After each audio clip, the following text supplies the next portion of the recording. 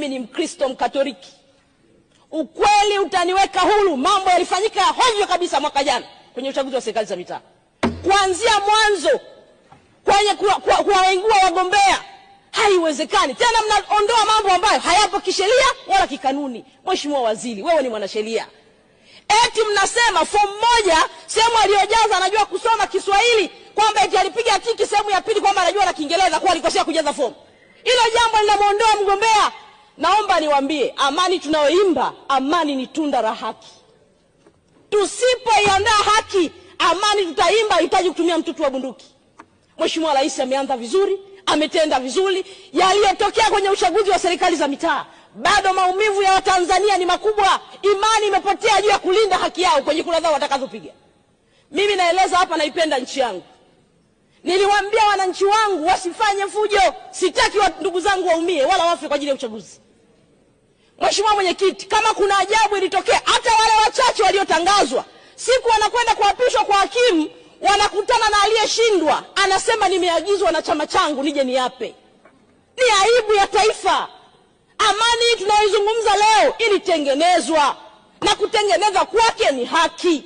Tendeni haki. Mheshimiwa Rais amefanya mambo yake mazuri, wasubiri wananchi waamue na haki za watu zilindwe. Maamuzi yao yaheshimiwe. Hakuna mtu leo mnaona mambo yanazungumzwa hapa. No reform, no election. Hayaji tu, ni mambo yamesababishwa na hayo maumivu ambayo watu wanazungumza. Kuna majibu yatolewe. Hakuna mtu ambaye anaweza kuvunja amani ya nchi hii. Tukivunja tunaenda wapi? Taifa ni la kwetu sote. Yaliyojitokeza kwenye uchaguzi wa serikali za mitaa, tusione aibu kwamba tulikosea, tujisahihishe. Turudishe amani ya taifa letu. Turudishe haki ya mpiga kura. Turudishe heshima ya mpiga kura. Viongozi wote wanatokana na maamuzi ya wananchi. Tukikosea leo, tunatengeneza taifa la namna gani? Tutasema sawa, tumerudi. Na mimi Mheshimiwa Mwenyekiti, ni kweli tunasema mambo yamefanyika.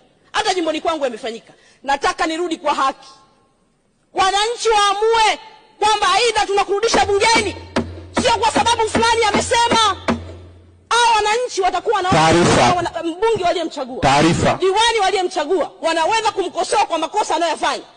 Leo tukitumia mgongo wa nyuma, tukatumia mamlaka, amani hii tutayubili leo. Tunayoyubili leo, hatutatumia mtutu wa bunduki kuirudisha. Tutairudisha kwa kutenda haki, na haki ndio tunda la amani. Ndio ushauri wangu kwenye eneo hili, bila hofu yoyote. Kama Mkristo nitaushauri, tumetoka huko na wote tuna dini humu ndani. Makosa yaliyofanyika tukubali, yalifanyika ni makosa. Tuilinde nchi yetu kwa kutenda haki, na haki ndio tunda la amani. Asante Mheshimiwa Mwenyekiti.